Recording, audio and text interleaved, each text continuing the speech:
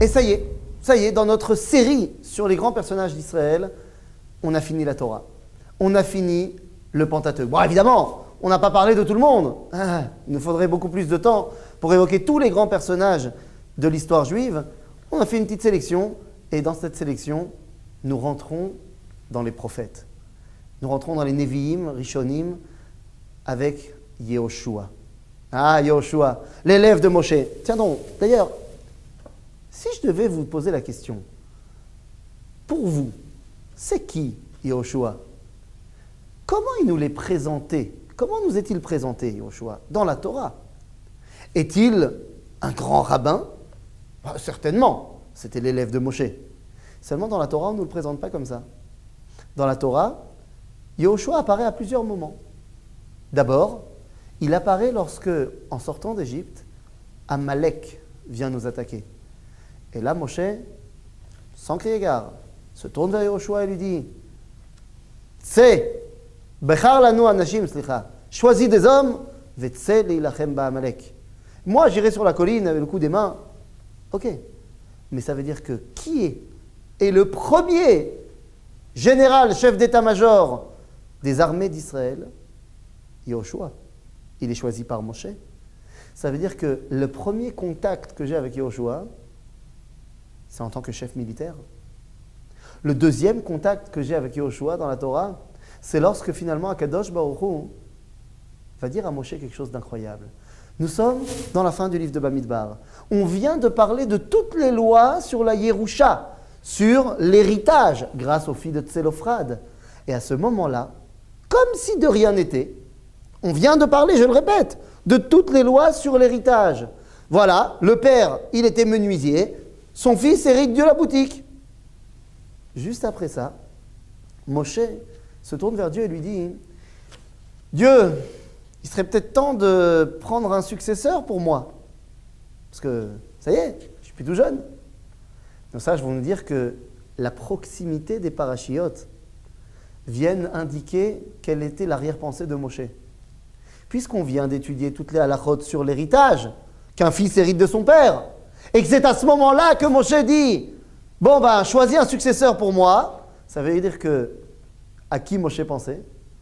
À son fils. Et là, Dieu lui dit « Très bien, ce ne sera pas ton fils. Tu vas prendre Yehoshua. » Mais pourquoi? Qu'est-ce qu'il a de plus que mon fils? Mais non, mais toi, Moshe, tu es un Lévi. Ton fils, c'est donc aussi un Lévi. Les Lévi'im, ils sont les dirigeants du peuple juif dans le désert. Mais là, on rentre en Israël. On rentre en Israël, c'est donc Yehoshua, fils de Ephraïm, fils de Yosef, Mashiach ben Yosef, qui va rentrer. Ephraïm, c'est celui qui est capable de prendre possession, concrètement, militairement parlant, de la terre d'Israël. C'est Yehoshua. Mais attendez 2 secondes. Yehoshua serait donc le successeur de Moshe? Ont-ils quelque chose en commun? Ben, vous savez quoi? Moshe et Yehoshua sont 2 dimensions complémentaires, mais totalement différentes. Si Moshe n'est pas le dirigeant du peuple juif en Israël, ben c'est parce qu'il ne peut pas rentrer en Israël. Pourquoi ne peut-il pas rentrer en Israël? Hein? Vous vous êtes posé la question? Évidemment, on a le coup du rocher. Comprenez bien que ce n'est pas la vraie raison. Moshe ne rentre pas en Israël pour une raison très simple. Nos sages nous disent, si jamais Moshe rentrait en Israël, il aurait fait le Beth Amikdash. Et alors, quel est le problème? Ben, le problème, c'est qu'un Beth Amikdash de Moshe, ça ne se détruit pas. Et donc, si jamais les Bnei Israël fautent, eh bien, on ne pourra pas détruire le Beth Amikdash, alors il faudra détruire les Bnei Israël. Mais qu'est-ce que ça veut dire? Qu'est-ce que c'est que cet enseignement? Les amis, Moshe, nous dit le Talmud, dans le traité de Baba Batra, Pnei Moshe ke pnei Chama. Le visage de Moshe, il est comme le soleil. Moshe ou Shalem, il est soleil. Il est toujours rond, toujours entier. Moshe, c'est l'idéal. Nachon. Mais le problème, c'est quoi? Ben, le problème, c'est que la terre d'Israël a été promise à qui? Ben, si on se rappelle bien, elle a été promise à Abraham, Yitzhak et Yaakov, mais pas seulement. Surtout à leurs descendants. C'est-à-dire nous, le peuple juif. Oui, mais attendez, dans le livre de Béréchit, le peuple juif est comparé à quelque chose. nous sommes comparés aux étoiles du ciel. À l'heure où nous parlons, il est 3 heures de l'après-midi. Je vous invite à sortir dehors. Elles sont où les étoiles? Est-ce qu'on voit les étoiles du ciel? Non. Et elles sont là. Elles ne sont pas parties en vacances. Mais pourquoi on ne les voit pas? Parce que la lumière du soleil les masque. Kadosh Baruch Hu dit à Moshe, tu ne peux pas rentrer en Israël. Tu sais pourquoi? Parce que si tu rentres en Israël, tu vas faire le Beth Amikdash. En d'autres termes, si tu rentres en Israël, ça sera encore toi qui vas tout faire. Parce que tu es le soleil. Ton successeur, c'est Yehoshua. Et le même Talmud continue en disant ou pnei Yehoshua qui pnei Levana. Et Yehoshua, lui, il ressemble à la lune. Elle reçoit sa lumière du soleil, comme Yehoshua reçoit sa lumière de Moshe. Mais la lune est en constante progression.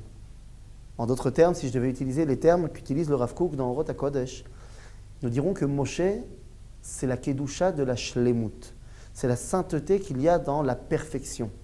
Yehoshua, c'est la sainteté qu'il y a dans le perfectionnement, dans la Ishtalmut. C'est le propre du peuple juif. C'est pour ça que c'est lui qui a été choisi pour être le successeur de Moshe.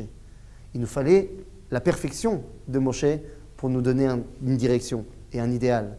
Il nous faut le perfectionnement de Yehoshua pour pouvoir arriver à cet idéal. Et c'est pour ça que nos sages diront que si on n'avait pas fauté au veau d'or, eh bien on aurait reçu non pas les 24 livres du Tanakh, mais on se serait contenté des 5 livres de Moshe et du livre de Yehoshua. Yehoshua est donc l'autre face de la Torah du Maître, celui qui vient me dire comment je peux atteindre l'idéal du Maître. Yehoshua, c'est le perfectionnement. Yehoshua, c'est le peuple juif. Et c'est pour ça que c'est lui qui aura le mérite non seulement de nous faire rentrer, mais de nous implanter, chacun selon sa tribu et selon sa famille, en terre d'Israël pour l'éternité. Toda Rabba.